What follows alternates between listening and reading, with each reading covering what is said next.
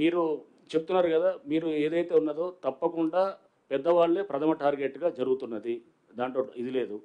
చిన్నవాళ్ళైనా కానీ కూడా మీరు చిన్నవాళ్ళు అనుకోవద్దు. మీరు ఇప్పుడు ఈ విల్లాసు డిమాలిష్ చేసినప్పుడు కనపడేది ముందు చిన్నవాళ్ళు, కానీ వెనకాల ఉండేది పెద్దవాడే అనమాట. అది కూడా గుర్తుపెట్టుకో.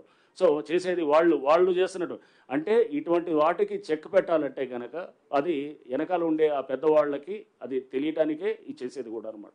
సో నేనే జన్వాడ ఇది జన్వాడ నేనేది అంటున్నాను, ఇండివిజువల్ది మీరు చెప్పి జన్వాడ అనేది doesn't come under the scope of ఏది హైడ్రా. ఎందుకంటే జన్వాడ 111 జీవో కింద ఉంటుంది, కానీ 111 జీవో పరిధి మాకు రాదు. And it is out of the ఏది మాకున్నటువంటి పరిధిలోకి రావట్లేదు అది. బట్ డెఫినెట్గా అది రేపు దాని మీద చేయాల్సిన ఏజెన్సీ వాళ్ళు తప్పకుండా అంటే ఇండివిజువల్ దీన్ని చేసేది. రేపు మేము సైలెంట్గా ఉన్నామని ఎందుకు అనుకుంటున్నారు? చాలా గ్రౌండ్ వర్క్ కూడా జరుగుతుంది, చాలా బ్యాక్గ్రౌండ్ వర్క్ కూడా జరుగుతుంది. చేసినప్పుడు సరైన టైంలో మీరు చూస్తారు. ఇదంతా 4 రోజులు ఉండేటటువంటి మీరు అనుకుంటారు ఏమి సైలెంట్గా ఉన్నారు, ఇది చేయట్లేదు పెద్దవాళ్ళ మీద అని. రేపు ఎప్పుడో మళ్ళీ సడన్గా ఒక రోజు ఏది మీరు పెద్ద 2 మంచి పడంగానే అప్పుడు మీరే అంటారు అనమాట, అరే సార్ సైలెంట్ ఏం కాదు అని చెప్పి మీరే అంటారు, లేదా ప్రభుత్వం సైలెంట్ కాదని అంటారు. సో ప్రభుత్వం కానీ అందరూ కూడా దీనికి పూర్తిగా సీఎం గారు పలు సందర్భాలు చెప్పారు. ఎవరైతే కనుక ఇప్పుడు ఫామ్ హౌసెస్ కూడా చాలా చూస్తున్నాం, ఏది మన ఉస్మాన్ సాగర్ హిమాయత్ సాగర్ చుట్టూ ఉస్మాన్ సాగర్ చుట్టూ డిమాలిష్ చేశాం. అట్లా హిమాయత్ సాగర్ చుట్టూ కూడా దానికి కొంత ఏంటంటే ఇంకా నోటిఫికేషన్ దాని విషయంలో కొంత సందిగ్ధత ఉంది కాబట్టి దాంతో sir 1 minute sir.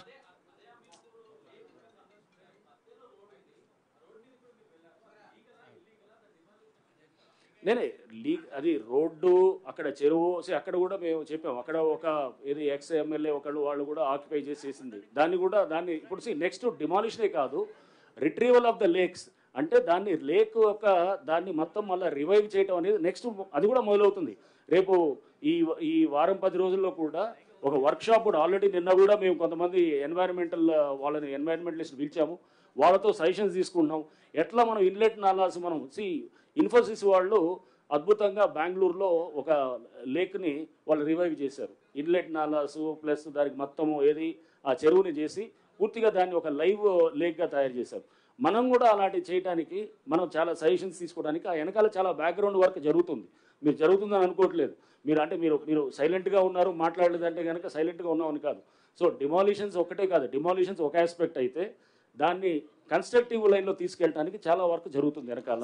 Sir 1 minute sir. Navinder from Deccan Chronicle sir. Sir చెరువులు ఎఫ్టీఎల్ బఫర్ జోన్లలో అనుమతులు ఇచ్చిన జిహెచ్ఎంసీ హెచ్ఎండిఏలకు హైడ్రా లేఖలు రాసి సార్ ఇక్కడ రంగనా సార్ చెరువులు ఎఫ్టీఎల్ బఫర్ జోన్లలో అనుమతి ఇచ్చిన హెచ్ఎండిఏ జిహెచ్ఎంసీకి హైడ్రా లేఖలు రాసింది. దానిపైన వారు ఏమైనా వివరణ ఇచ్చారా? అనుమతులను రద్దు చేయాలని ఏమైనా మీరు చెప్పారా? అదే సందర్భంలో పేదల విషయంలో మధ్యతరగతుల విషయంలో దూసుకువెళ్తున్న హైడ్రా వాసవి అర్బన్ లాంటి బహుళ అంతస్తుల నిర్మాణ సంస్థల మీద ఎందుకు సైలెంట్ గా ఉందని అపోహలు వస్తున్నాయి? ఏం క్లారిటీ సార్? నేను అనేది ఐ డోంట్ వాంట్, అదే నేను చెప్పేది, ఇండివిజువల్ ప్రాజెక్ట్స్ మీద నేను కామెంట్ చేయను. సో రేపు మీరు ఒక టైం పాస్ అయ్యే కొద్దీ with the passage of time will get to know ఏం జరుగుతుంది ఏంటనేది కూడా.